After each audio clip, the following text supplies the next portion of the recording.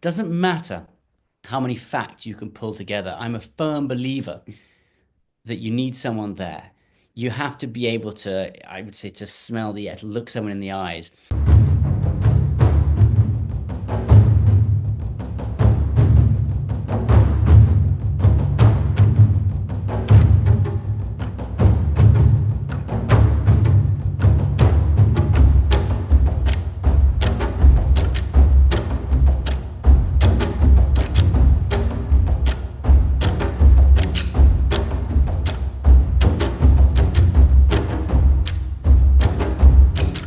Wanted to start with you're an international correspondent. You're a quote unquote foreign correspondent. You're based out of London, as far as I know.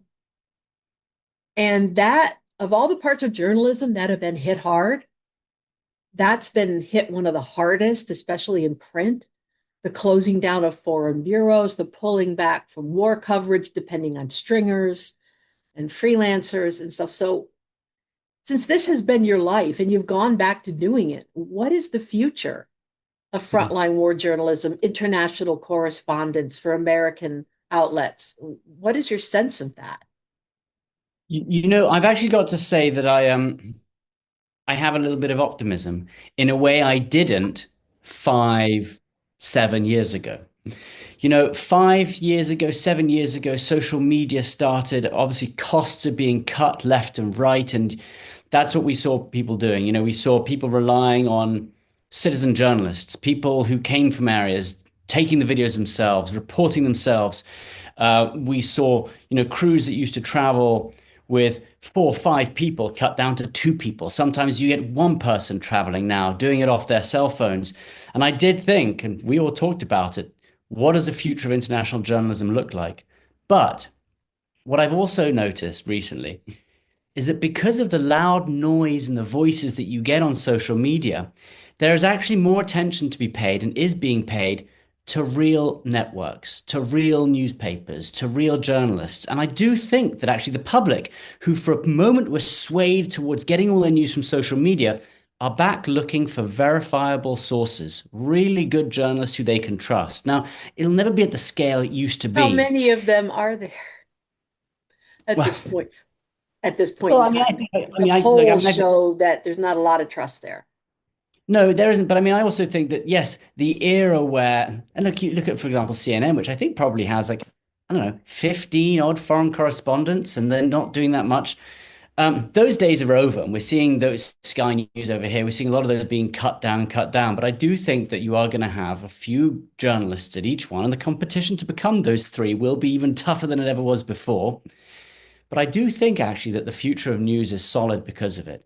That we know now that we can't rely on social media, that we know we have to rely on those voices that we do believe in. And so I think that it's going to have a steady future, just a smaller future. Um, so, yeah, I have some optimism in a way I didn't used to. You wonder, though, when you look at the polls of whether people trust journalists. We used to be able to say we can trust the AP, we can trust Reuters, and so on.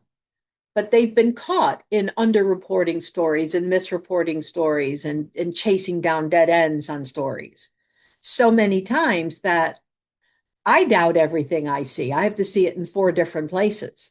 Well, But that's the point. yeah, because of social media, though, you can put something out in one place and suddenly it looks like it's everywhere, but it's Mm. really only coming from one place. I think that the problem there is in the viewer and the reader rather than the networks. It's trying to educate them not to go to one place, one source. And look, I work for Fox News. I think it's the best network out there. I think the journalists that I work with are absolutely the best, but I will still tell people who I speak to, go and watch NBC.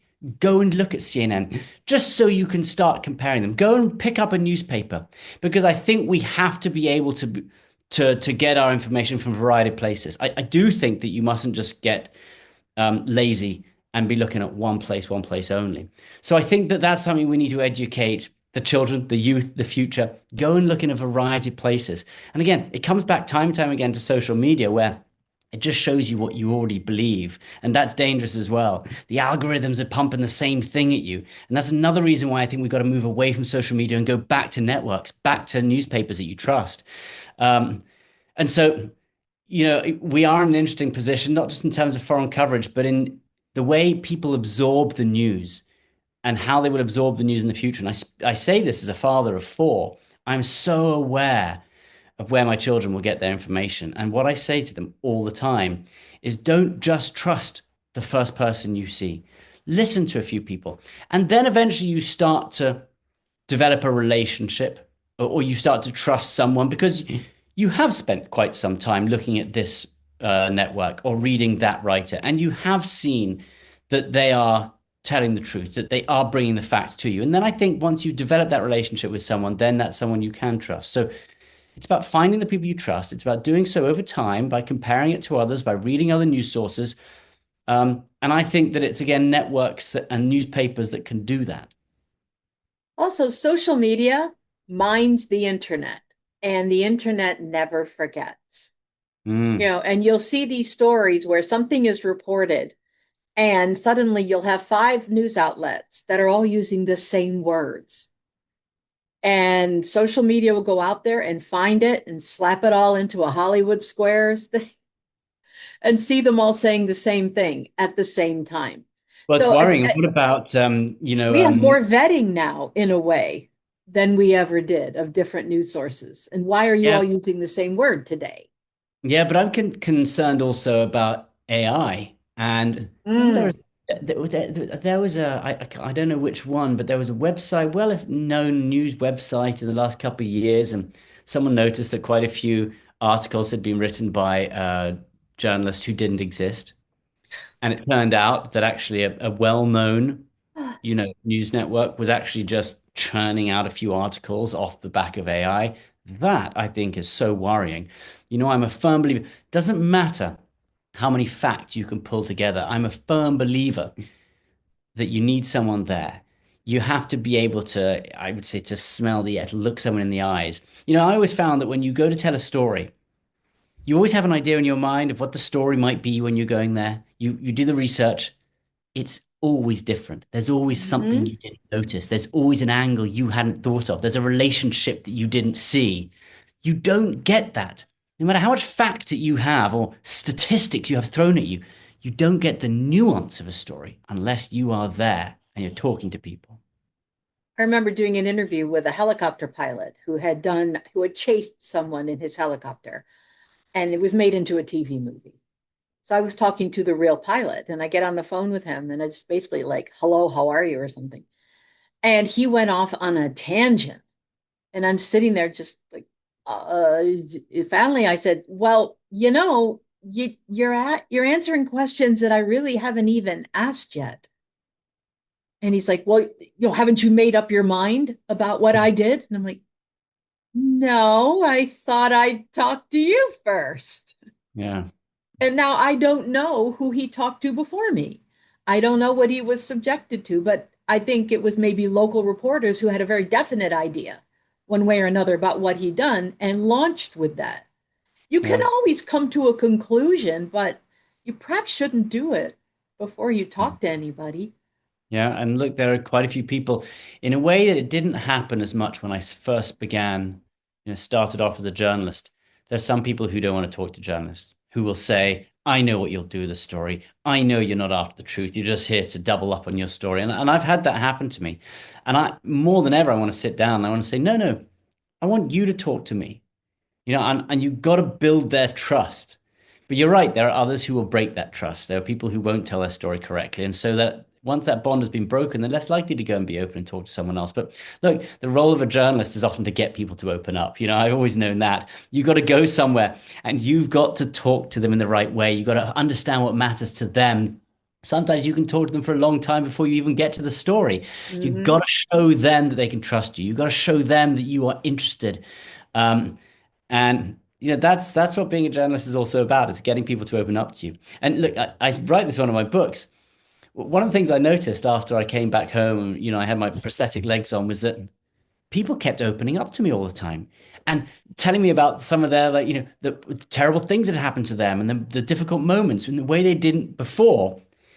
And maybe it's because if they saw that I had gone through something difficult, they felt willing to open up. But I realized after years of being a journalist trying to get people to open up, people finally were, because they'd seen I'd gone through something difficult. So I think that actually, um, it's made me a better journalist as well in many ways, because people feel they can open up in a way they maybe didn't used to. I remember reading an interview ages ago by David Frost on the art of the interview. Hmm. And he says there's different roles you play. You might be prosecuting attorney. You might be father confessor. You might be new best friend. Yeah, yeah, yeah, And yeah. it is, yeah, it is what did somebody like a wag called it, seduction and betrayal. It's a, Well, it's a terrible way to put it, but it's no not betrayal. completely. Yeah, we're hoping that betrayal part Yeah, doesn't no happen. betrayal. I But always thought the worst thing would to be accused of misquoting somebody. yeah, I never wanted that to happen. yeah, You can tell if someone says something that's a little, and if you want to use it, you better put it in context. yeah. Oh, well, that's the other thing is how, when people take half a soundbite without playing the second half, which Mhm. will often put everything into perspective, it will make Yep. the whole phrase sound different. And you get some people who would just take half a sentence when it's different, when it's played in the whole sentence. And again, that's lazy, really lazy. Well, sort of the difference is now that because of the financial underpinnings of journalism have eroded, that it used to be you sold your newspaper as a bundle. It had all your news and your sports and your comics and your bits and things. And likelihood people only read about 15% of it, but it didn't matter. They had to buy the whole newspaper to get it. And it supported the less sensational, more important journalism that only the city council read or something.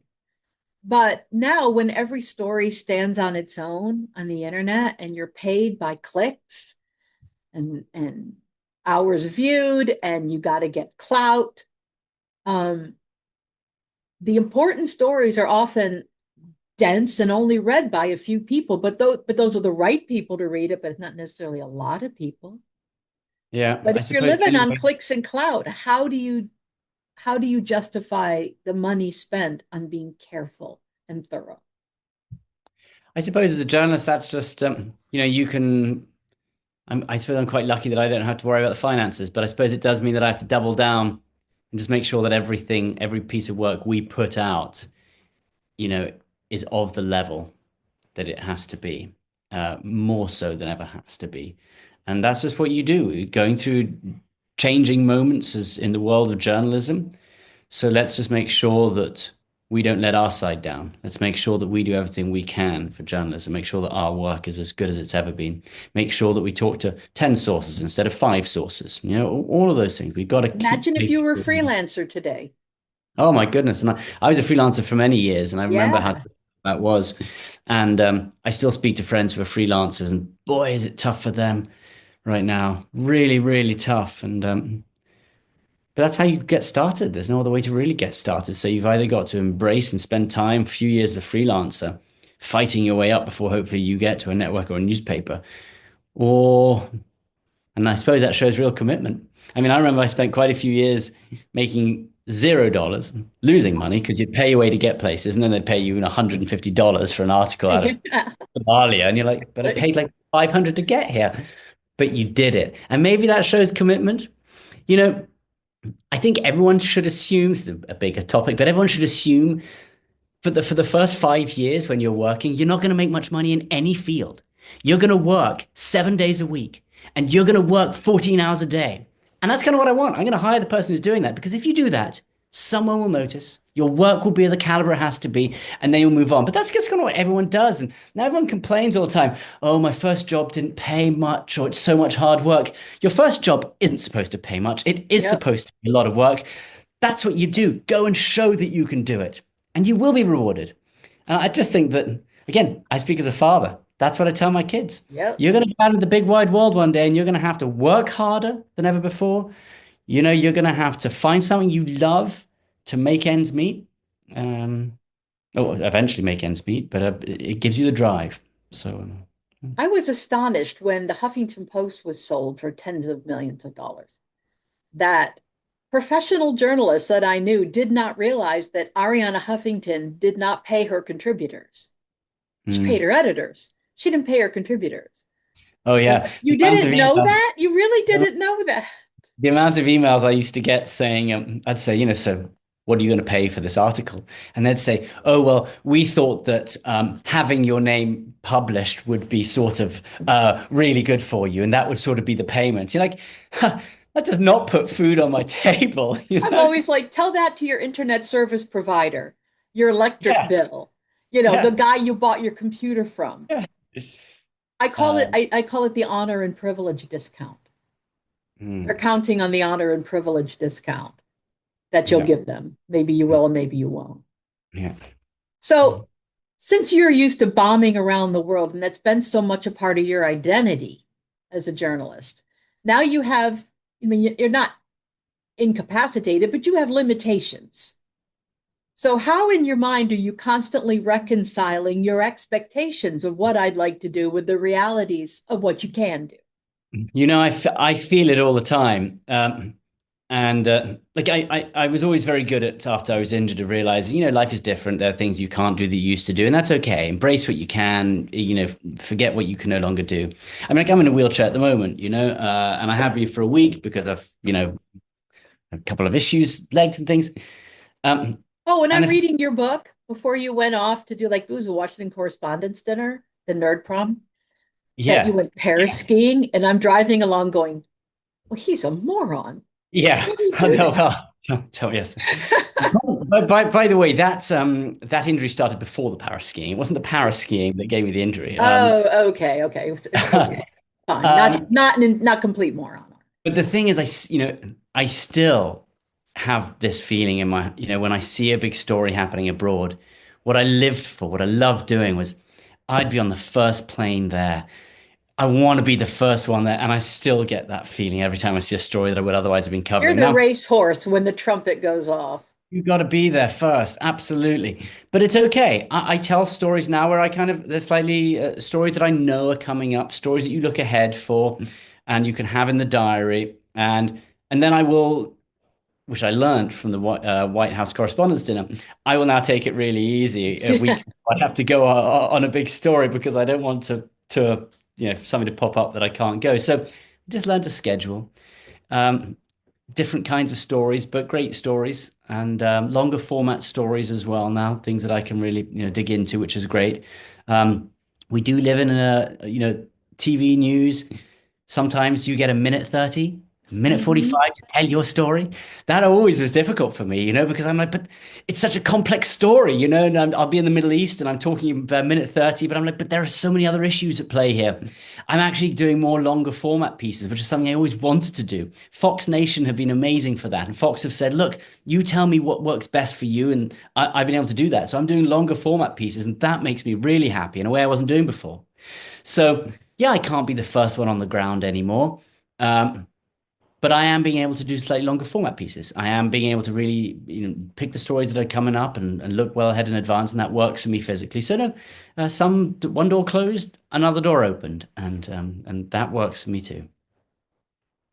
Now that you've spent two books worth talking about yourself, Yeah. which is, I mean, I would be the worst interview in the world. I don't trust anyone and I don't want to tell you anything. But you've opened up the door into your life Yeah. and had to tell your own story. So, what did you learn about storytelling and just your craft in general when suddenly the lens is turned back on you instead of the focus being on the interview subject? Well, I can tell you that I was speaking to my publishers, to HarperCollins, and I said, after the second book, I said, that's it. Like, I don't no more books about me. Like I've done it. I've written one which is what happened, and then I wrote one about more of a sort of reflective personal book and how you got through difficult moments. And any more would be forcing it. So I kind of feel like I've done that. Something happened to me, and I understood that the story was interesting, and I've written it, but I'm moving on. And I said to them that Resolute came out. And now I'm back to writing and focusing on other stories, back to journalism. So I've really done that segue, and I made that quite clear to them. And actually, but I am now moving into writing a fictional book, Oh, which, are you now? That seems to which be a is thing that people do. which is really, really difficult, by the way. Like I'm a journalist, so if you give me the facts and I go and speak to sources, I can put that together for you. This is how it happened. These are the bigger picture stories like there. But when you're writing fiction, and I sit down and I start writing, the possibilities are endless. My character could do anything. His relationship could be anything. The room he's in could look like anything. And I will write a couple pages and I'll go, no, no, no, that's not how he would have done it. And I throw them away and I start again. And I'm telling you what, I'm finding it really difficult. The books on the two books that I wrote about my own experiences, Saved and Resolute, they were like journalism in a sense. Yeah, it was about me, but I still spoke to everyone involved. I talked to the doctors and the people who saved me, and I brought in the second book, the going back to journalism and the stories I'd done. So the most parts of them felt like journalism. But you're right, there were moments where I had to, particularly in the second book, where I had to stop and I had to say, okay, I need to basically really open up and talk about some of the real difficult moments. And so I suppose those are the parts that didn't feel like as much like journalism. And I would say that the way I saw them is I saw them in a sense as therapy. And I don't even like the term therapy, but I felt what a great opportunity.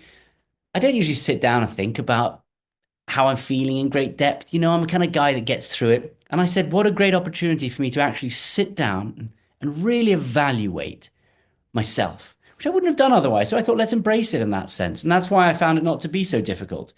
Um, and I suppose I did it also because I knew that it would help some people. And after the first book finished, I was amazed at the feedback I got from people who were going through difficult moments. And they reached out and they said, your book really helped me. And that is another reason why I was okay to open up in the second book and talk about the realities and the more difficult moments, because I had started to see that there were people who were looking for motivation, for looking for optimism and hope, and my story was giving it to them. So I had a reason to write it, which was, I think it's going to be really positive and it's going to, hopefully help some people out there as well. Uh, Once I understood that it was going to help me and it was going to give me a moment to be self-reflective in a way I wasn't usually that self-reflective, um, all of those things gave me the motivation to write the book. And I suppose I need that for any story I write, anything I do. You've got to know why you're doing it. You've got to have a reason for doing it. I've always hoped and imagined that my work as a journalist would have an impact on other people, that the story itself would educate people. And so I think that those are the same things that motivated me as a journalist. And those are the same things that motivated me to write the books. So I enjoyed them, but no more about me.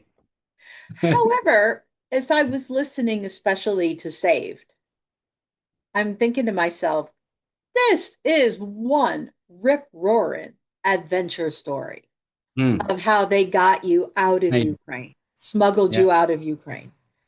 And I'm But like, that was pure journalism, much of that, because I was yeah, so the out of best part is that it's all true. This is not like Mission Impossible. This is real life Mission yeah, Impossible. yeah. But I learned all of this after I got out. Like I didn't know the backstory. I didn't know what Save Our Allies was doing. I didn't know what the Polish Prime Minister was doing. I didn't know that was all journalism. Learning all of those was just doing journalism. And so that was the key part of the book, and it was about being a journalist again, which is why I loved that. But it's such an entirely improbable tale. It And is remarkable. And it's and I people's mean, sacrifice and putting their own lives at risk it's to come and save crazy. someone else. Yeah. And I work in entertainment and I'm thinking this would make one heck of a movie. Yeah. This should be a movie. I sincerely doubt I'm the only person who's thought that. So has that conversation bubbled up anywhere? I mean, numerous people have said the same to me, and who knows? Who Um, knows, he says. How diplomatic.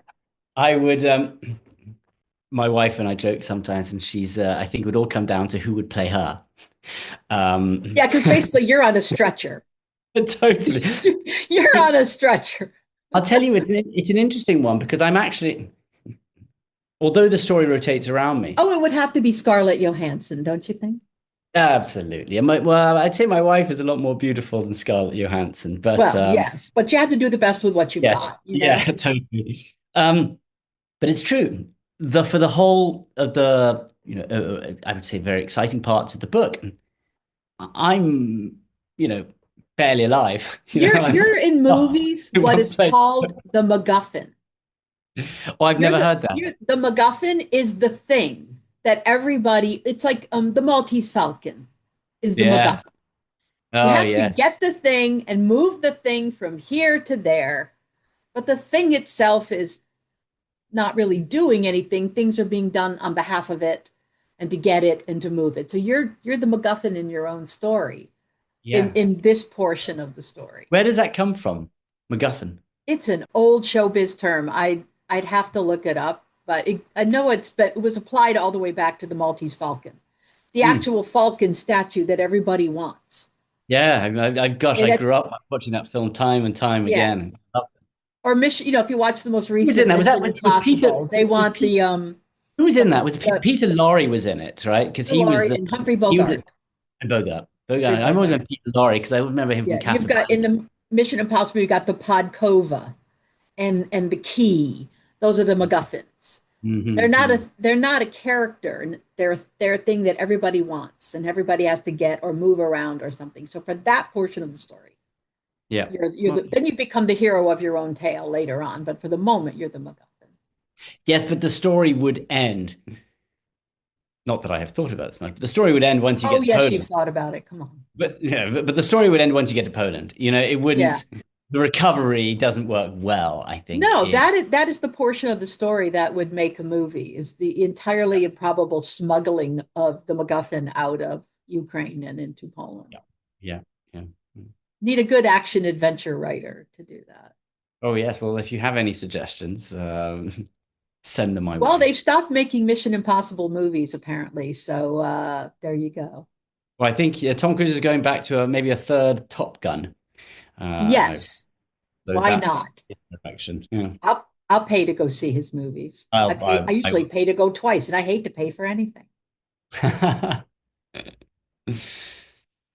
So since you went through all of that and you discovered these groups of people, these people who extract people exist, has that gotten you off on a new tangent? Like the number of times this has happened in the world that you never Oh, knew about? oh, absolutely. And I chat to those guys, as well sometimes, and they are remarkable people. The way that they were trained as well. They came through intelligence services and the military.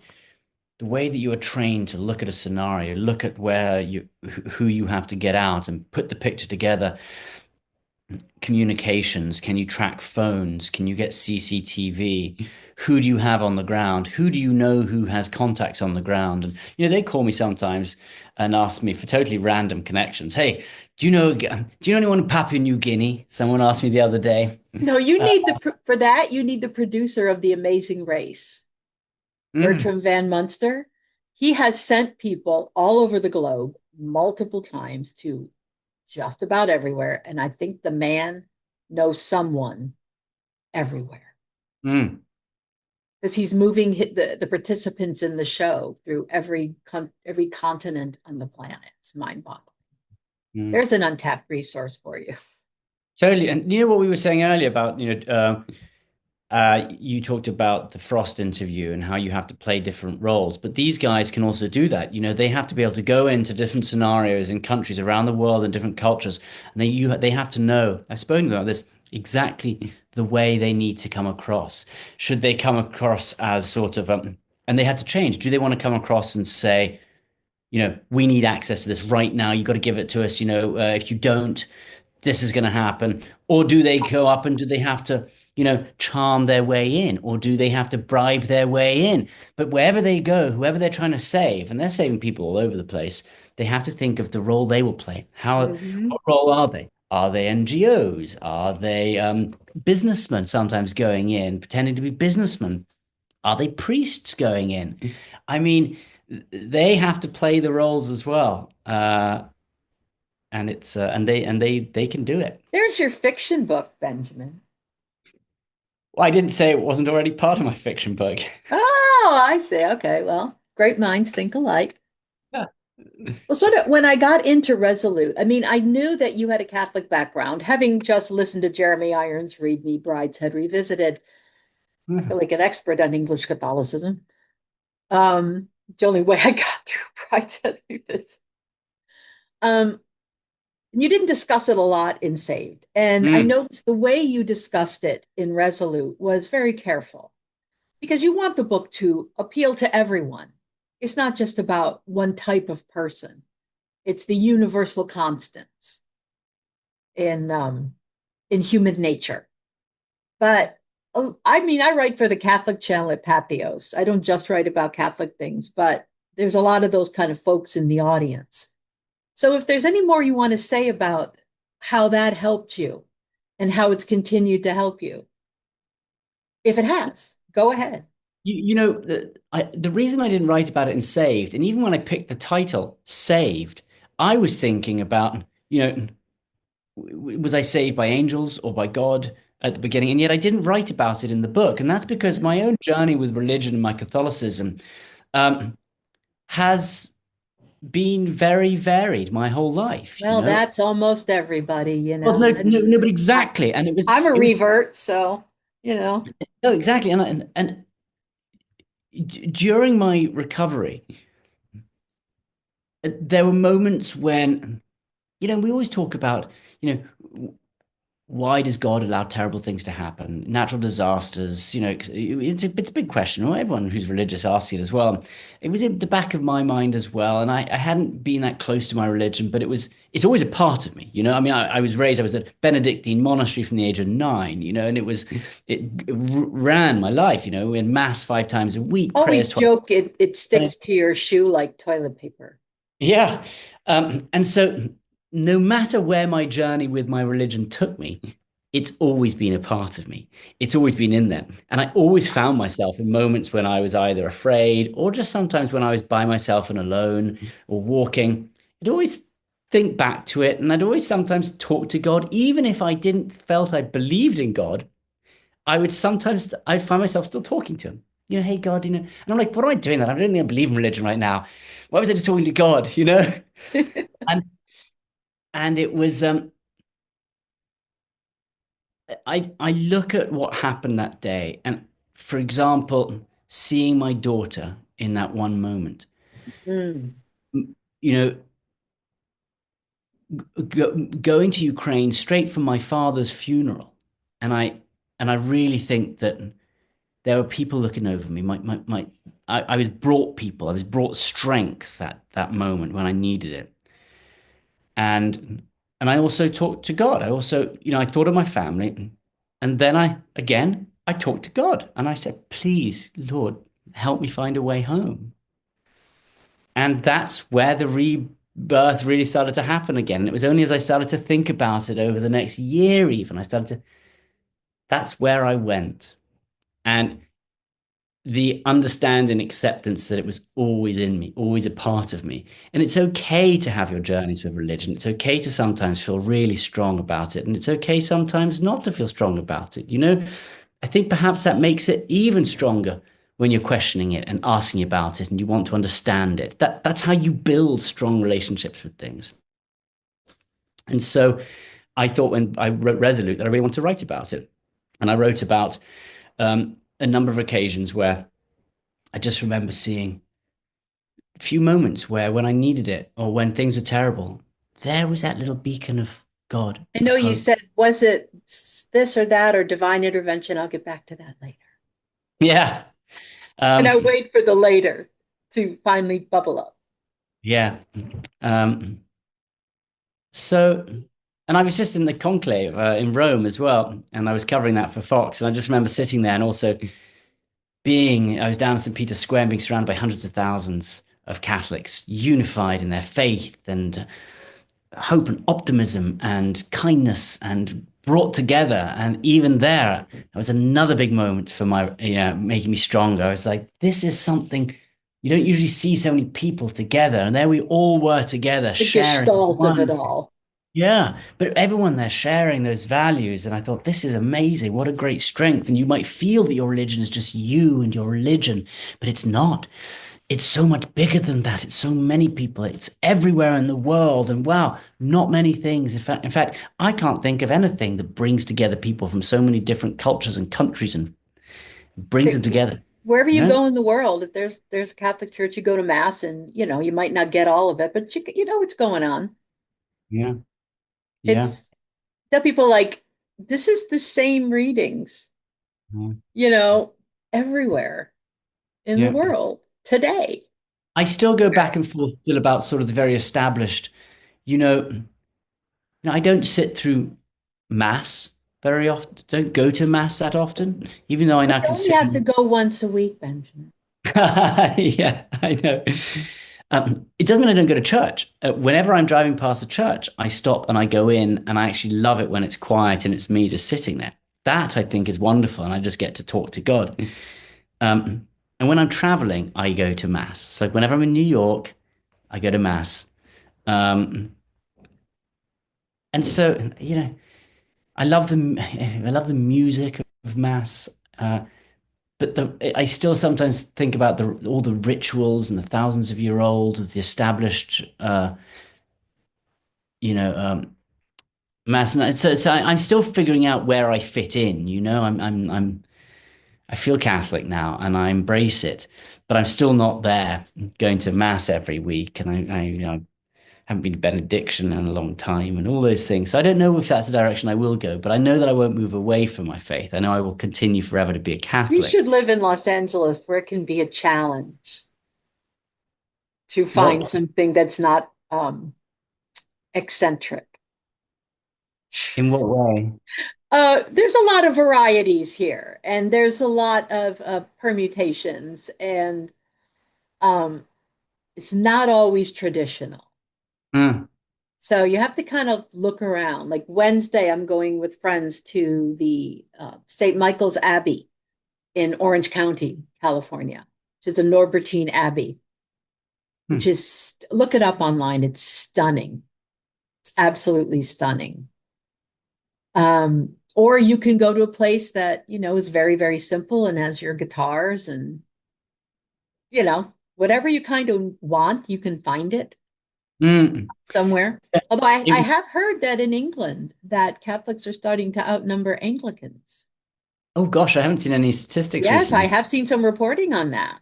Hmm. Wow, I'd be surprised about that. I don't But know I, why. I didn't think I read the whole thing, but I did see that. hmm. But like I also remember when I was at the conclave, and so many people, sort of the more conservative Catholics, were really hoping that it would be a pope who was far more traditional versus more of a Francis. And again, so even at the top, even the cardinals are deciding how traditional and conservative Catholicism. Okay, American Pope. So it makes me feel, well, even if the cardinals can't quite decide how traditional Catholicism should be or how embracing it Oh should my be, gosh. then I've it's always okay. thought Then it's okay for me to feel that way as well. without divine intervention, no organization run with such knavery could possibly have survived this long. We definitely have extra help Yeah. because it's been ups and downs. But you go to the conclave.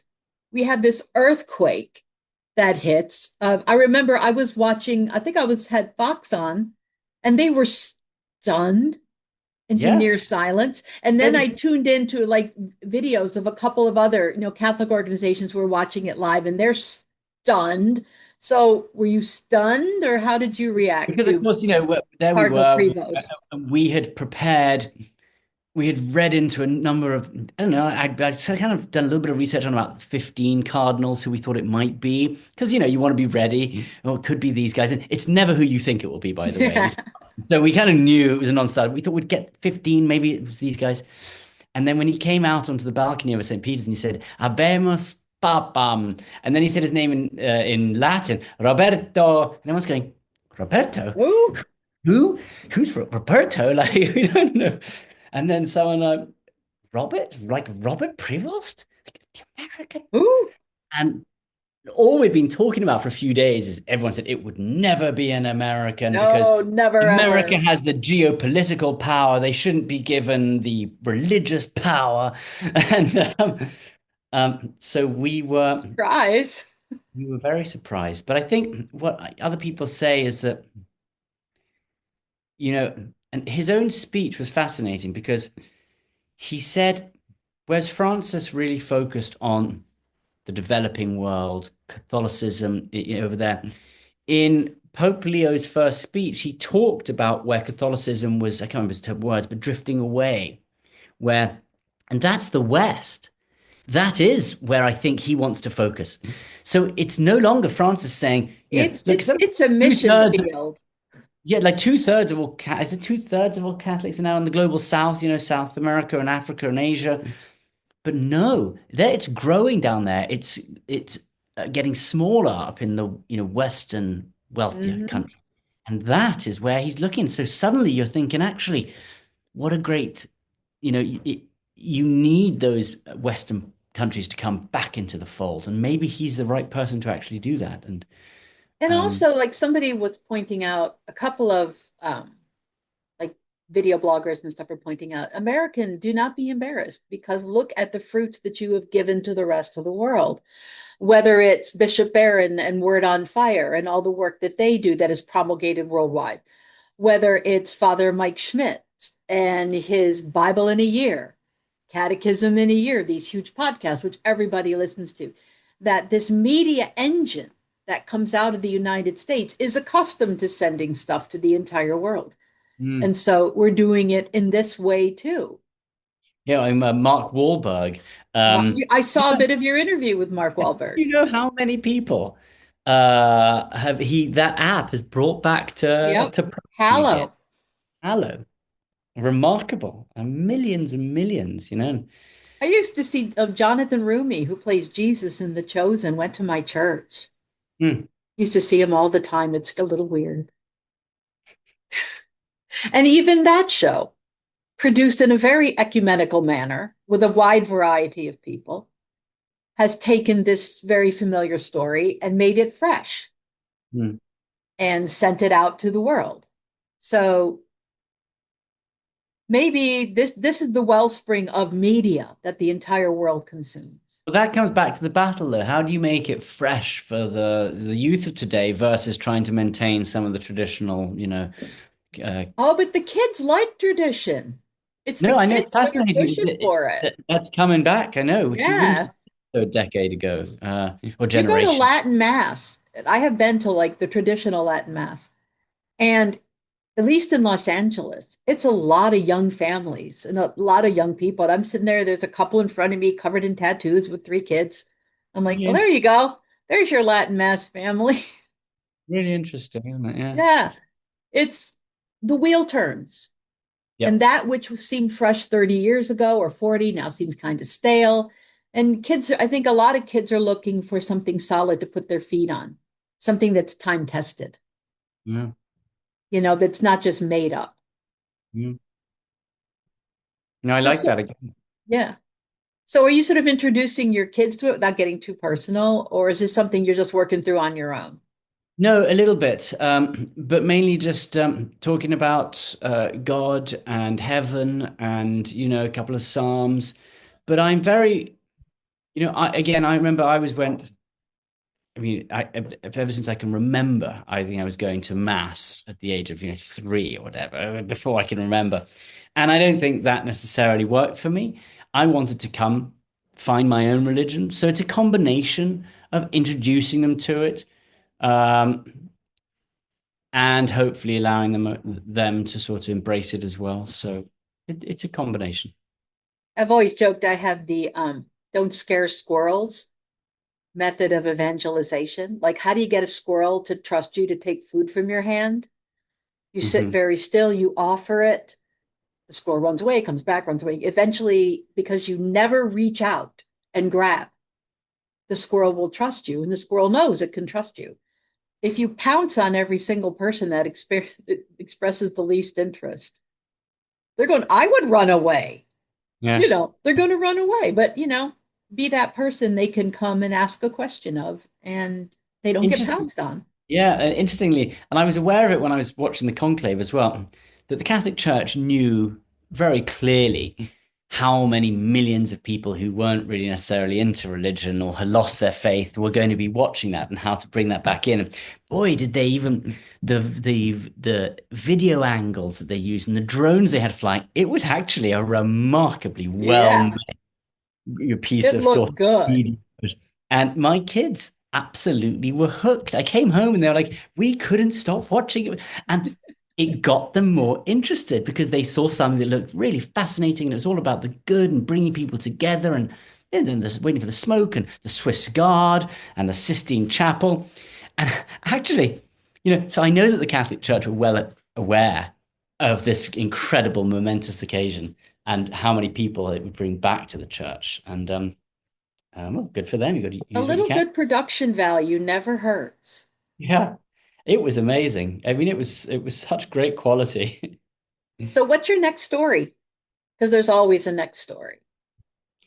Well, the theme is, and you were talking earlier about these people who came to save me, and it's about like I look at my story and it's about the people who help others. It's people who lift people up. It's about communities that are broken but are fixed and the people who help them get fixed. And that's kind of what I'm looking at for Fox Nation at the moment. I'm telling those stories. We've got a few coming up and I'm just fascinated by that. I believe that we are living in a world where we do have to be a bit proactive and we have to show, particularly the young, that you've got to be involved in community. You've got to help people who are knocked down. And I didn't feel it as strongly until I was so badly injured. And all the people who came to lift me up, and I'm a journalist who has seen people knocked down around the world in wars my whole career, but even I didn't quite get what it means to be at the receiving end of that. And wow, it probably saved me. It got me through the worst moments with joy and optimism because there are people helping me. And I now feel strongly that we live in a society. I mean, look at the rise in crime, the families who are breaking down. We've Hmm. got to send the messages out. And if I can use some of the longer format pieces I'm doing to share that message, um, then I really want to do that. And I think it ties into journalism too, because we tell the stories of terrible things often. That's what journalism is generally about. So I want to keep telling the news, And then we move on to the next terrible thing. Like right, I was sitting at lunch But with but to, fi- David. but to finish up, I want to Oh, both I'm sorry, go tell ahead. stories of these communities and people who have been hit hard, but I just want to go a little bit further and talk about the people who helped them get through it. Those are Yeah. great. Those are great stories. And so if I can just, that's what I want to do a bit more of. Just let's make sure that LA, like instead of just telling it, let's keep talking about it a little bit more. At least somehow show, what can be done if people come together. Because I'm worried about I was going to say society and the world and the cracks. And I think we really need to show people that more strength comes from helping than it does from ignoring.